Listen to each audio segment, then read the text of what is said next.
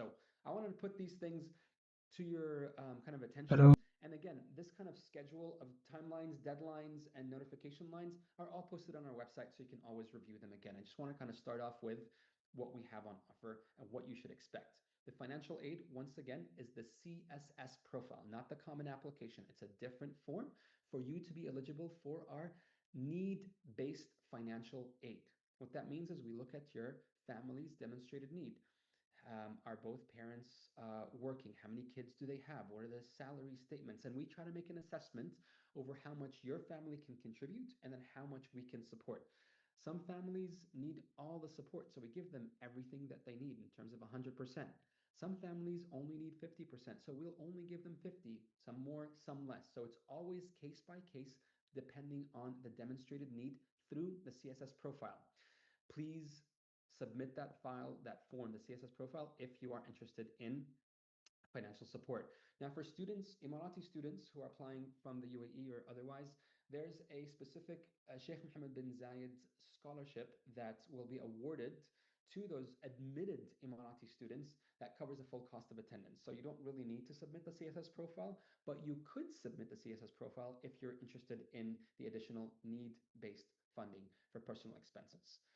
Um, so yeah, that's that.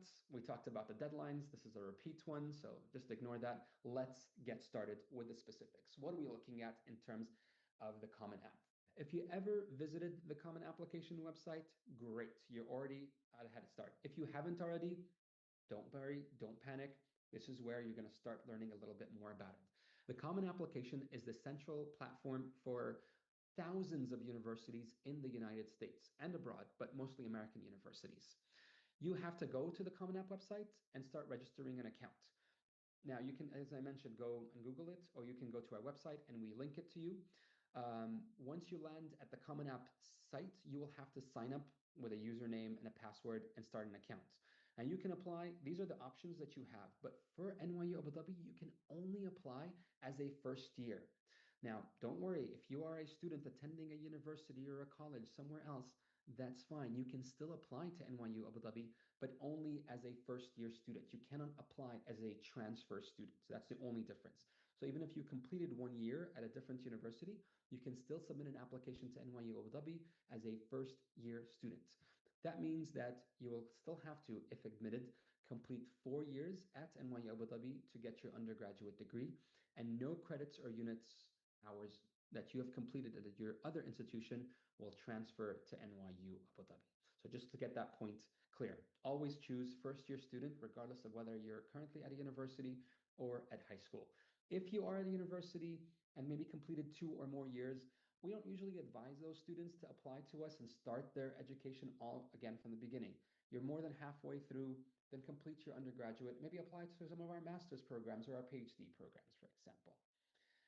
Now, once you sign up and start entering when you enter the platform, the Common Application, and put in your username and your password and you answer all the preliminary questions, this is kind of like the landing page of what it looks like if you're not familiar with it. On the left-hand side, you'll see the dashboard, My Common App, My Colleges, College Search, Direct Admissions, Financial Aid. What you need to be concerned with first and foremost is looking through the College Search. The College Search will help you navigate which, please stop raising your hands. I will be answering questions later on. College Search allows you to put in the universities that you would want to apply to. So you'll have no universities at the beginning, but if you are interested in applying to NYU, you would search that university in the College Search tab. Now, let's say you were not familiar with all the universities that have a specific major. You can filter by major. Maybe you're interested in universities that are very small size, so less than 4,000 students, more than 20,000 students, private versus public universities. You can use those filters to determine which universities are out there that might suit your learning styles, your preferences, your skills, urban or a rural environment, a large or small scale university, a public or a private university. Or if you have universities already outlined in your head, then you can put those in, search for them, and click on the add. And once you add them, they're obviously going to be landing at the My Colleges tab on the left-hand side. So here we're looking at the My Colleges, right? So once you looked at NYU and you added NYU, this is the view that you will see once you go to My Colleges. And you'll have others. Let's say you apply to Boston University, Tufts, and Northeastern. Then the three of those, four of those universities will all appear under My Colleges. And what's good is that, as I mentioned earlier, every university has a different set of application requirements, timelines, supplementary essays or documents. So once you go to the My Colleges overview for a specific university, it'll give you your status. So it'll tell you which sections are still in progress, which ones are incomplete or complete. It'll tell you what additional things are required, such as the writing requirements, the Common App personal essay. For most universities, it is required, but for some, it isn't. As you can see here for NYU, it is a requirement. Now, we also have specific optional college questions or optional question. It's an additional essay, basically, that you can write. Um, this is in the writing section of NYU's questions. As the name implies, it's optional. Do you need to really do it? It's up to you. It is optional, but it gives us a bit more information about who you are and your match to our institution, the match with our values, and the match with our mission, basically. So if you have that chance and the opportunity to express ways that you really align with who we are, that gives us more of an opportunity to explore how much you match our institution and how much you fit our place. So take that opportunity if you have the time. If it is very prohibitive for you and cannot address it, then that's fine. But it'll be a good opportunity for us to learn a little bit more about you. Again, an application is our chance to get to know you in many different sections. This is where you're going to have the most common, as the name implies, common application way of distributing information about yourself to all the universities that you're applying by filling out the My Common Application section. The My Common Application section is about you, your profile, who you are, your name, background, your mother's name, father's name, guardian's name, brothers and sisters' names. They want to know all these details. There's a lot of details that they ask you actually. So don't think that you can kind of open this application October 25th and start filling out in 5 days and complete it by the time you need to submit it to November 1st. Very bad strategy here. It takes time to ask you many questions. There's a lot of things that you need to know. So start working on it and chipping on it from now. This is a good time for you to start working through it because you need to submit it before those deadlines that we mentioned, November 1st, January 1st, or January 5th. Put information, personal information, address, contact details, demographics, etc., and make sure that each of these, once you fill it out, that little dotted line circle, as you go through it, will change to a green tick to show that you've completed that section. One thing I would be remiss in missing out on informing you is our common application waiver. So at the bottom, if you do qualify under some of these categories to have the common application fee waived, then please look over them and click yes if you meet one or more of this criteria. That way you won't have to submit I believe it's an $80 application submittal request for NYU, basically. Another section here continues asking you about your educational background. We want to know, all the universities want to know which school you went to. You can find your school through this. Most schools already have a database, are in the Common Application database. So you'll be able to find your school. Maybe look for a different spelling than what you think is the right spelling. To make sure that your school is already there. There are some schools, new schools that have opened up, schools that never applied through the Common Application that won't be in, but your school will most likely be in there. So please try to find it as much as possible. Tell us when you started, if it's a boarding school or not, when you're graduating, and other information. So here again, you're looking at the profile, your family information, education information, and this section talks about testing.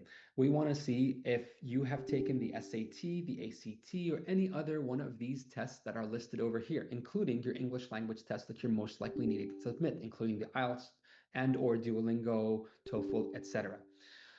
So please make sure and take the time to submit, to look over this information and submit this section. And yeah, make sure all of the sections are done. Now, underneath tests, you can see that the next section is the activities section. Now, we base the majority of our, we weigh a lot on the academics, right? We want to see how well the student is going to be able to survive taking our very rigorous and tough curriculum, our challenging curriculum at NYU Abu Dhabi. So academics and testing are first and foremost the most important thing when we're looking at grade 9, 10, 11, and 12 and how well you've done throughout those 4 years.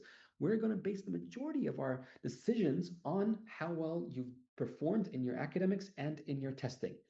Now, a lot of you are incredible academics anyway in the first from the start, right? You're going to be doing well in school. So how do we differentiate one student from another? We look at the activity section, right? The activity section gives us a little bit of a background of what are the kind of things that you have done in school or outside of school that wasn't for the purpose of getting a good grade. We want to see what interests you have, what things that really, again, align with the other students who are applying to NYU Abu Dhabi or are currently at NYU Abu Dhabi, so that we see that you're the right match again for us. Things that again, you're going to be doing outside of just studying in the classroom setting. So this activities section is important for you to fill. And activities, I mean all of these things listed in this front page.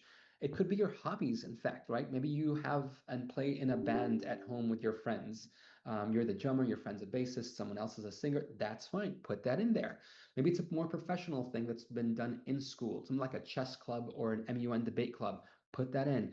And be aware, you can really put in a lot of information here.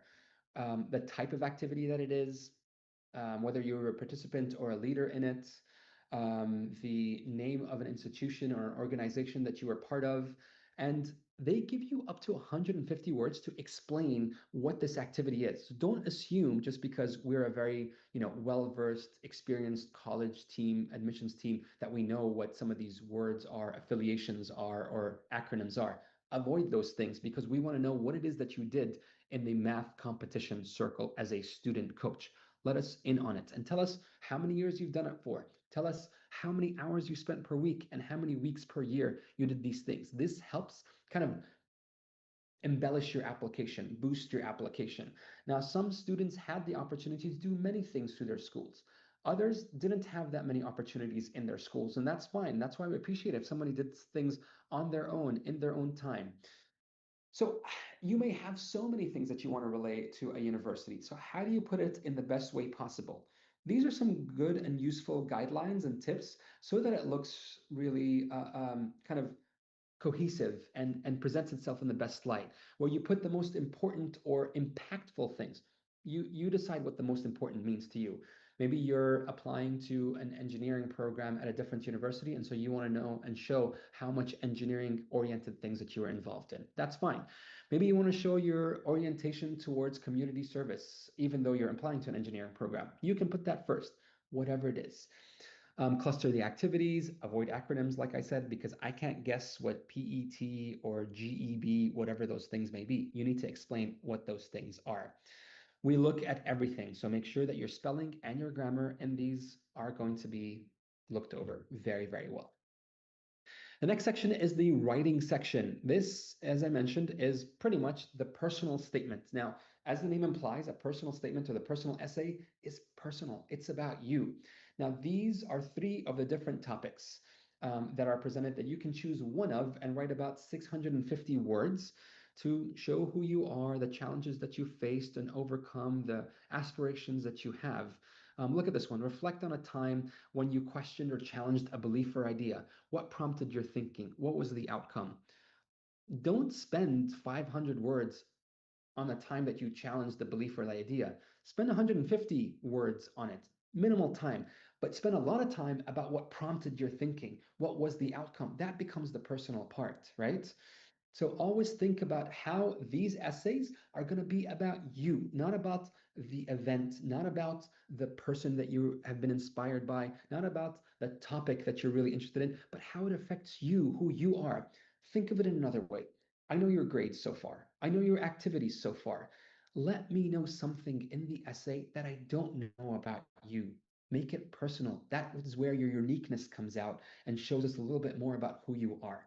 If you're applying to other institutions, maybe in part of the UCAS system, the British system for university applications, they might ask you to write something more academic in nature about why you're applying to a specific program. That's not what the personal statement is about. You could take that opportunity to do that, but again, we want to know about who you are. And this is the only opportunity, and mostly in the application, where you can really tell us who you are almost in a conversational style.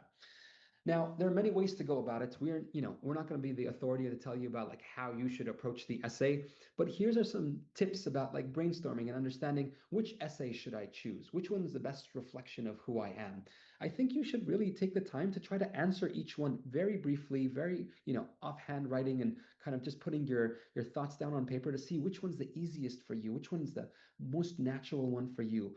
And then really kind of get a sense of, oh, I have nothing to say about the time where I got challenged by a belief or idea, but I have a lot to say about these three other topics. Maybe I'll choose one of these three, basically. Key life events that have happened to me, and there have been many. Others don't have any big key life events that have happened to you, and that's fine either way. So choose the best topic. What that means, you can't leave this until October to start writing it. You need to brainstorm first, and you need to think about how many times do I need to edit this and draft this paper? Who from my respected kind of teachers in school, counselors in school can help me look this over, edit it, draft it, give me some tips and tricks about it, improve it. So don't leave this until the last minute. The essay is a very important part of your application that, again, tells us a little bit more about you. So take the time to brainstorm, take the time to edit and draft, use whatever skills, tips, and kind of strategies you need to come up with an amazing personal statement. Yeah, so these are just more tips that I think I've just kind of regurgitated again. But one thing I'll say is, you know, I like the tips here about putting away the thesaurus. You don't have to use big words to sound really fancy. The clearer, more personal the tone is, the better. You don't have to use a 3 paragraph or 5 paragraph format. You can do whatever you want. But if you have like a one big block, it's going to be harder for us to read and figure out what is going on in this essay. So make sure that it makes sense. Make sure that it's personal to your style. Make sure that you've written it and know that it's not support from somebody else who's written it for you or an AI, platform that has written it for you, because more and more institutions are going through checks for that. And we want to hear your authentic voice at the end of the day. Write it outside also, run a Microsoft document, and then once it's done and edited, then you can start putting it in the actual application. All right, moving on. Where am I here? I'm getting lost right now. One of the things that I wanted to highlight in this section is when you want to start. So all of you, let's say, are going to be applying for the next academic year. So your preferred term to start is fall 2026. The question at the bottom here, very important. We have 3 degree granting campuses. You can apply to Abu Dhabi, to New York, or be admitted to Shanghai in one of these campuses. So what you can do is order your campus of interest. So let's say you're super interested in NYU Abu Dhabi, you'll say, this is my #1 choice. But then I'm also very interested in going to NYU Shanghai. It's very new for me, very different for me. I'm eligible to go there. I want to apply as #1 choice Abu Dhabi, #2 choice Shanghai. That's very possible. You don't need to put in New York, or you can put in all three, or just one. It doesn't affect your chances. But if you're putting more than one choice, be sure about your second and third choice, because you may not be admitted to your first, but maybe admitted to your second. And if you do get admitted to your second, we want you to be excited about that and be able to go to your second choice or third choice. Most students typically get their first choice if they are admitted. And we try to make sure that it aligns with the campus program that you've gone to. So again, you don't look for NYU Abu Dhabi or NYU Shanghai as a different institution on the Common App. You look for NYU, and as you're filling out all the questions, one of the questions in this section will ask you, which is your primary campus of interest, and you can put more than one. The other section, which I've alluded to earlier, is about testing. Now, some of you have practiced for the SAT. Some of you have practiced for the IB. Some of you don't have a specific test that NYU accepts. This is your chance to choose what is the best way to show off your academic kind of achievements. So it asks you if you're going to be sending us test scores to be considered with your application. If you do say yes, it'll ask you which test. Is it the SAT you want us to evaluate you with? Is it the A levels? Is it the IB? Is it the CBSE? Is it some other national curriculum that NYU accepts? Please go to our website to understand more about the different curriculum national tests that we do accept and ones that we don't. Now, if we don't have a test that we accept from your national curriculum, then you can put in test optional, meaning we are going to evaluate you based on your academics, the grade 9, grade 10, grade 11, grade 12, but not evaluate you based on testing. Let me give you an example. Let's say you're working on A levels, right? A levels, you're doing 3 or 4 subjects typically. You're studying these subjects and you're doing these end of year examinations, right? The A level exams. We're going to get predicted results from your school. But let's say one of you loves taking tests, did the SAT, and they scored a 1550. Wow, that's an impressive score. NYU's average SAT score is 1520. So if you scored above the average, that's going to boost your chances of getting accepted, right? Not guaranteed, but boost. So you can choose here that, yeah, I do want to submit the SAT as well as the fact that we're going to review your A-level and predicted results. Now, let's say you did those SATs as an A-level student, but you didn't do so well. Let's say you got 1,200. Great score, going to get you accepted to many universities abroad, but it's not a super good score for NYU Abu Dhabi, right? Because our average, again, is 1520. So say, nope, I don't want to submit other standardized testing and go test optional. All right, it's a very important point. You can choose the best test that represents your academic ability, right? The other important aspect, aside from testing and the grades that we receive from your counselors or school officials, is the STARS, the Self-Reported Transcript and Academic Record System. It's a long one. It's a mouthful, that one, huh? After you submit your application, you will be invited to submit the STARS reports. Your SRA, or usually it was previously called the SRAR, now it's called STARS. And what it is you indicating in this other form what subjects that you took, which languages they were in, and what scores that you received. So aside from your counselor submitting those results, you can submit the self-reported or the STARS form that gives us an idea about your academic performance. Maybe your counselor took a little bit more time in submitting the academic records, your transcripts. Maybe for one reason or another, your school had a system breach failure and couldn't actually submit results on time. You can use this to actually fill out your academic progress. Now we have a system of audits and checks that make sure that this is actually the case, but this will be an essential for you to submit after you submit your application. So it's not during, it's when you submit your application, then you'll be invited afterwards by maybe a week or so to submit the STARS report. This is the writing section. Again, the one that I mentioned is optional for students to submit. Not every university has an optional essay. Some universities will say, here's a secondary essay that you have to write, and it's mandatory. For NYU, it is optional. This is the subject, this is the topic that you have when you want to submit an application for NYU and you want to complete the optional essay. So take the time, look it over. It's a shorter one. It won't take too much of your time, but make it thoughtful, make it meaningful, and be intentional in why you're writing this and how you are going to be a bridge builder as someone who we're looking for. Recommenders. I'm just aware of the time, so I might be speeding up a little bit to leave room for questions. Recommenders, as we mentioned, we need just one. Some universities require 2, 3, or 4. We only require one letter of recommendation from somebody from your school. Now, as you're filling this out, before you put in the name and email of somebody, you have to go through the FERPA release authorization.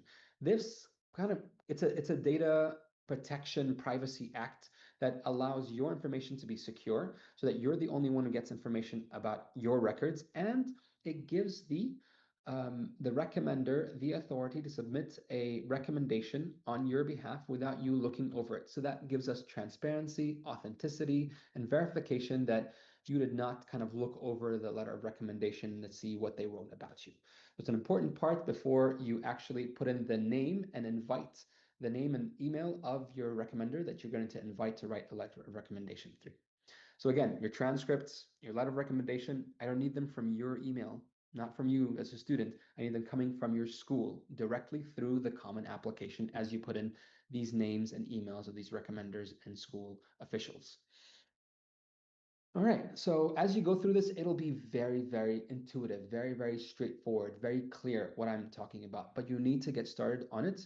And one of my main pieces of advice is that you need to start telling your counselor or the person that you want to write your letter of recommendation that you are applying to such and such school, that you're going to be asking them to write a letter of recommendation to you. Believe me, as a former teacher, you don't want to go to your teacher a week before your deadline and say, "Oh, can you write me a letter of recommendation?" I'm not going to be very interested in writing you a good letter of recommendation. If you come to me a month or 2 or 3 months before you apply to say, "I'm applying to universities this year. I would like to request for you to write me a letter of recommendation. Please expect this to happen sometime." Then I will be more than happy to write you an excellent letter of recommendation. So choose someone ahead of time and choose someone who knows you. Maybe you're applying to the economics degree, an economics program. You're mostly interested in economics. Fine, you could choose your economics teacher, but maybe your economics teacher was new in your school, doesn't know you very well. You haven't established a good rapport with them. Maybe choose your English teacher who's been with you for 4 years and knows you inside out. And what does a letter of recommendation include? It includes everything about you, not just your academic progress, but includes your punctuality, your attentiveness, your socialness, your ability to help others, your analytical skills, your maybe they know a little bit more about what you've done in school and your reputation amongst other teachers. So it doesn't have to be one teacher. It doesn't have to be just a teacher. It could be a counselor or a vice president of academics, whomever you think can write the best about you. So we're approaching the end of our time. Checklist and next steps. Now, there's some of you here who might be in year 11, in your junior year or grade 12, whichever you want to call it. So still not graduating this final year. You are in very good place because you have time to start doing research and figuring out which universities are most interested. And it's fine to start with a very large kind of range of universities. And that way, from now until let's say the spring, you can start filtering them down. How do you filter them down? Maybe after a while, you've heard a little bit more. You've seen a little bit more through social media about a certain institution, its location, its group project, its things about it that might not interested you as much as you once initially thought. Maybe you start consulting with your counselors about some of these 10 to 20 universities that you've kind of listed and shortlisted, and they will help you shortlist it even more. So at the beginning, do your research and then start working also on your other aspects, your extracurricular activities that we mentioned if you haven't done that much before. If you are interested in artistic programs for some universities, they might ask for it to start building out your portfolio. So you've got a lot of time from grade 11 to start building these things out. In the spring, start narrowing that list down. Start meeting with your college counselor. Start understanding what it is that I need to do in terms of identifying certain tests that I need to do. I've never done an IELTS yet. I need to submit an IELTS. I need to start practicing. I need to start taking it more than once. So start doing that from the 11th grade spring semester through the summer if you need to. And during the spring and summer, if you have the opportunity, visit these campuses so you can get a feel of what the campus has on offer. Talk with admissions officers or current students to get a real idea about a student experience, not just from an admissions perspective. If you haven't continued bolstering and embellishing your extracurricular activities, start working on that so that you have something to put down in the activities section. Don't leave the essay writing until the last minute. If you're like me and likes to take your time in multiple drafts and likes to sit on it, sleep on it, think about it, and consult with many people about it, start it in the summer. You got a little bit more time. It'll be very hard, but it's possible to, in your senior year, to start doing everything together. So from now until your early decision deadline, which is November 1st, to start doing all of these things like narrowing down your list of universities you're going to apply to, start writing your essay, as well as finishing up your current 12th grade coursework, your examinations, your mock grades. That's a lot to deal with. I know it's a lot, but this is what's going to enable you to set yourself up for success over the next 4 years. The next 4 years, you're going to college, inshallah, hopefully, right? If you want to go to the university of your dreams, you got to start working on it. So it's going to be a lot of work, but it's going to pay off because the next 4 years are going to be transformative for you. So work and dedicate the time. And you might not be as social as you were before, but that's fine because you're working towards this goal and objective of submitting these applications. And a strong application is better than just a full and complete application. So from now, if you're in 12th grade in your final year, start working on it. Autumn is fall. From now and start meeting with your counselors, tell them you want a letter of recommendation, complete your essays and draft it, and submit your applications before the deadlines. Piece of advice, the earlier you submit, the better for you, especially for us, because we have to go through an accelerated review to review your applications, your documents, your stars, and then be able to invite you to candidate weekend if you're eligible. We need to make sure that all the documents are in. So the earlier you submit it, the better. Not early, but just earlier than the deadline is what we're trying to say.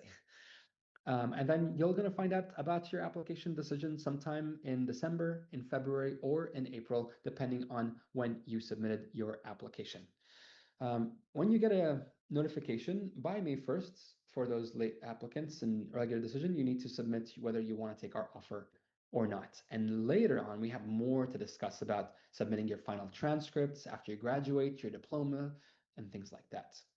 I'm going to put this up there once again. And again, this is our website for admissions where you can view the deadlines for application, for the CSS profile, and when you will hear back from us. Of course, in between the application and the notification is our candidate weekend dates.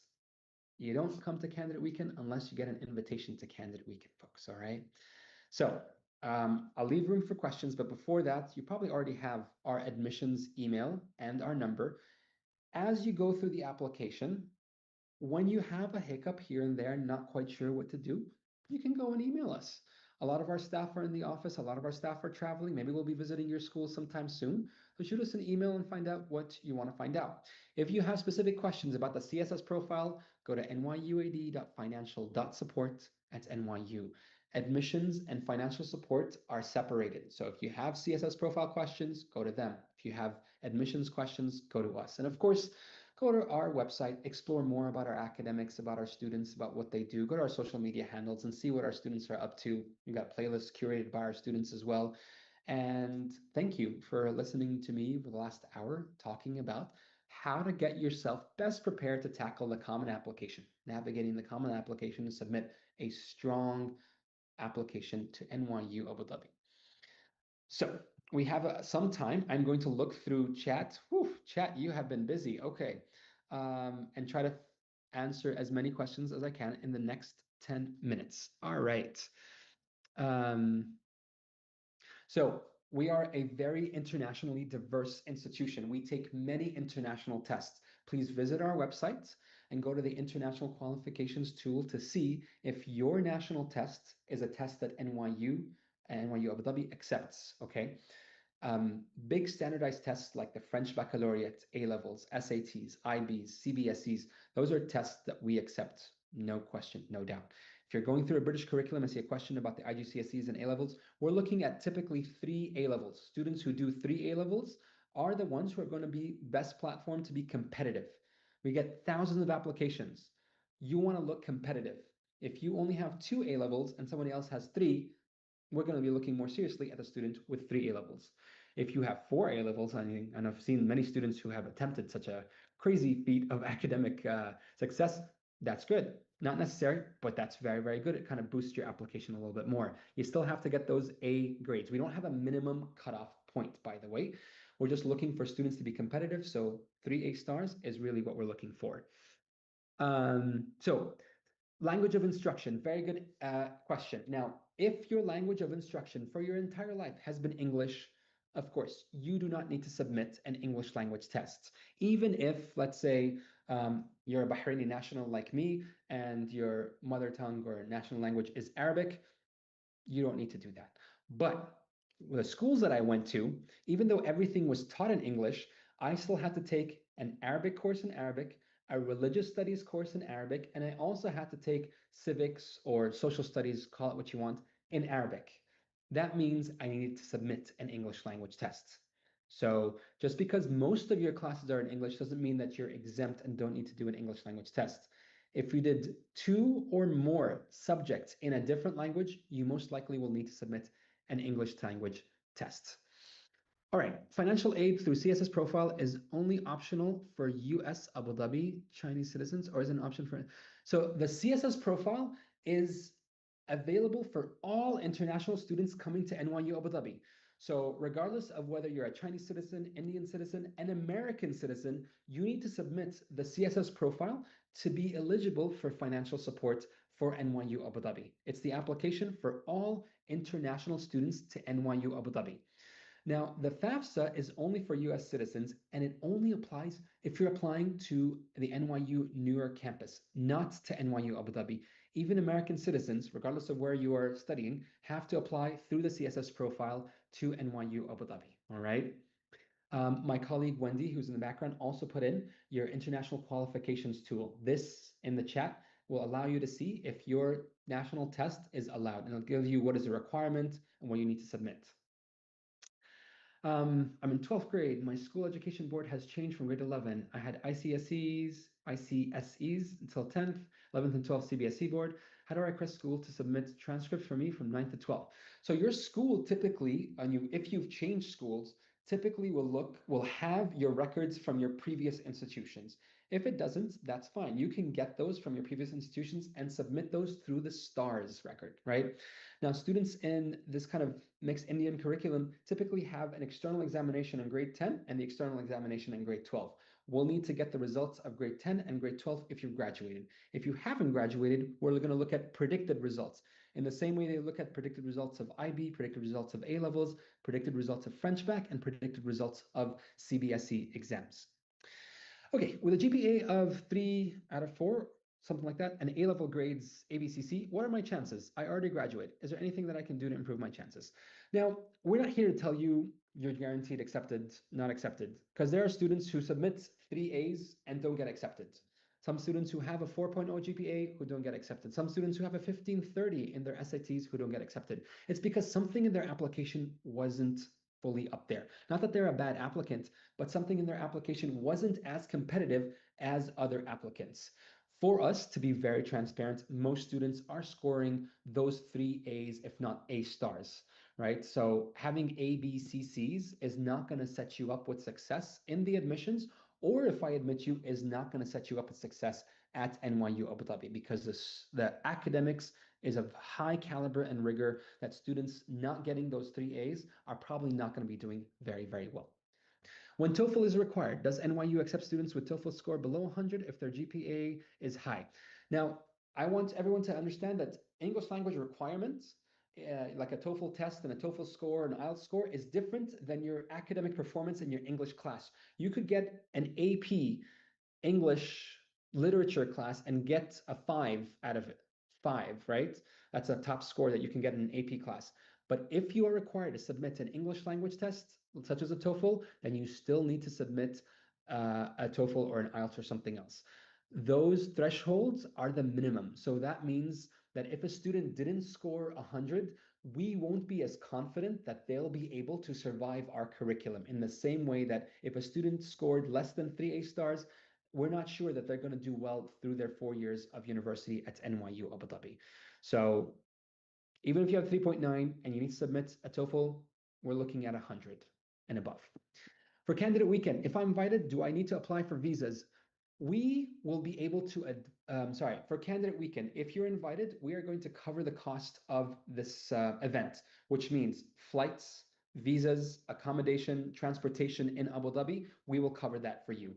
Don't worry about your visas. What we need you to do is submit your documentation. So as you're going through the application, you have to complete the applicant profile. This gives us an idea about whether you have a valid passport, if you don't, when you're expecting it, so that way you know if you're eligible or not. So don't worry about applying for visas. Yes, you do need to apply. We will apply for a visa for you regardless of where you're coming from. I think actually I mentioned this question about the English language proficiency test. You need to submit it, even if it's all English, if you did other subjects that were not in English. If it's all English and nothing else throughout 4 years, then you don't need to submit it. If average SAT is 1520, what are the average A-level grades? 3 A stars, let's say. Can I fill in other financial aid form if CSS profile causes financial burden? You can get a fee waiver for the CSS profile. Just email us to say that the cost is prohibitive for you, and we can give you a fee waiver for the CSS profile. But that is the only form that is available to NYU Abu Dhabi applicants for eligibility to our financial support.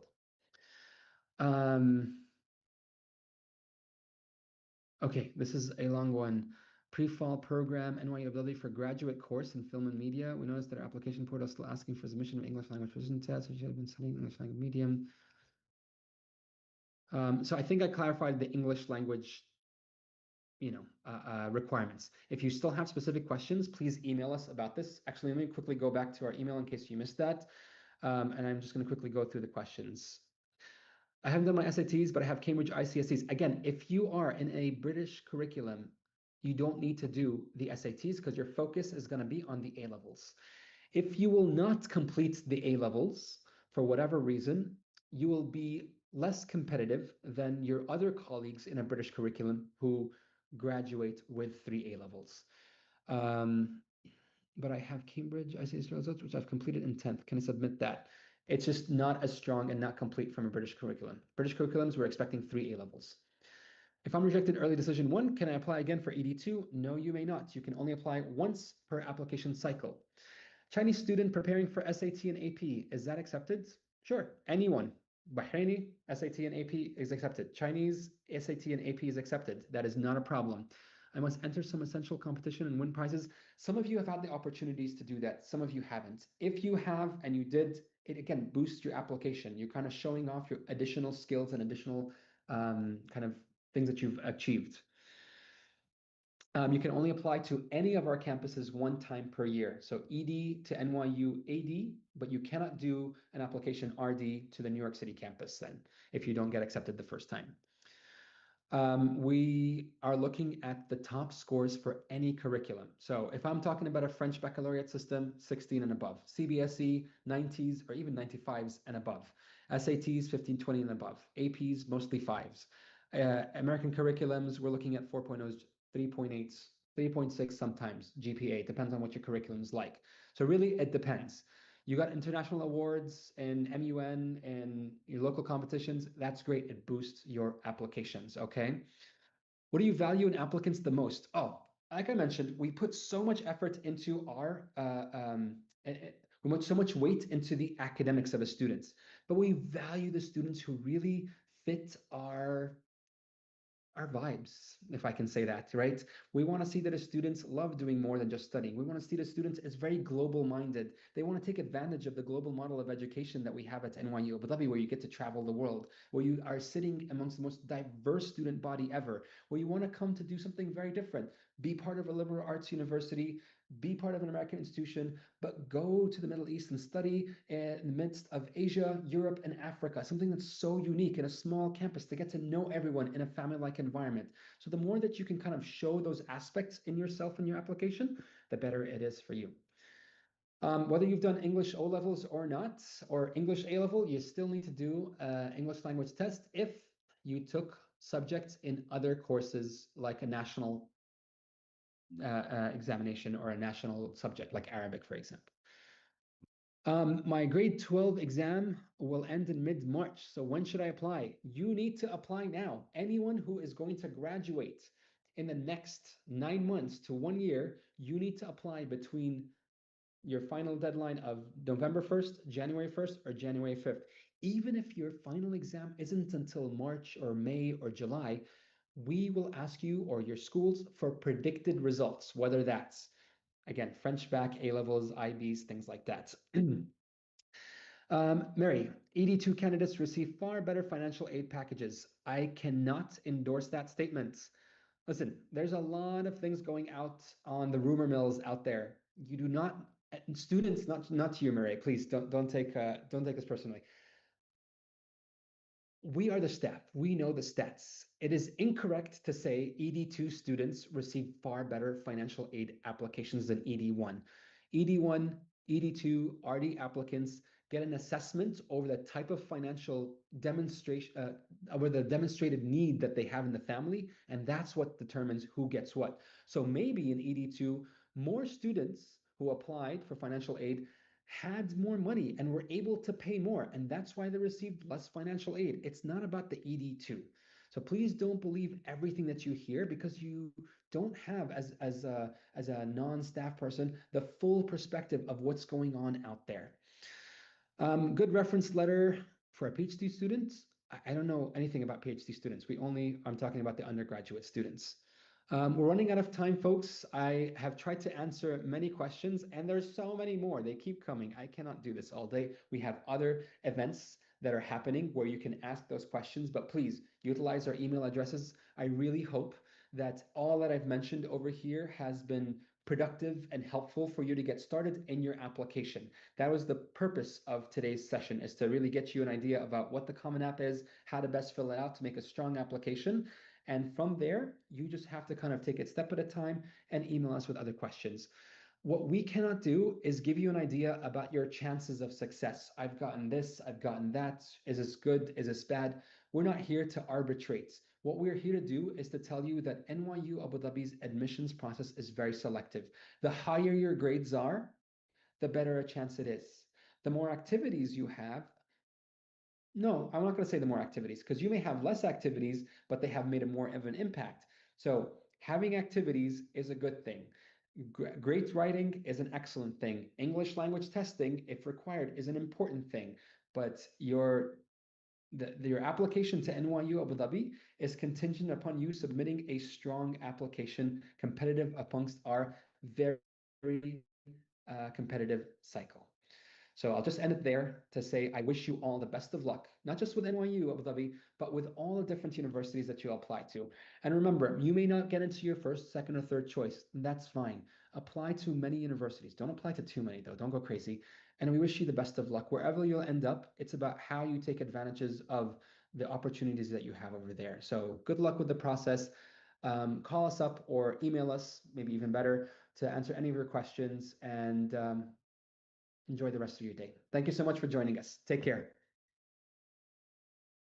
مع السلامة. Stop.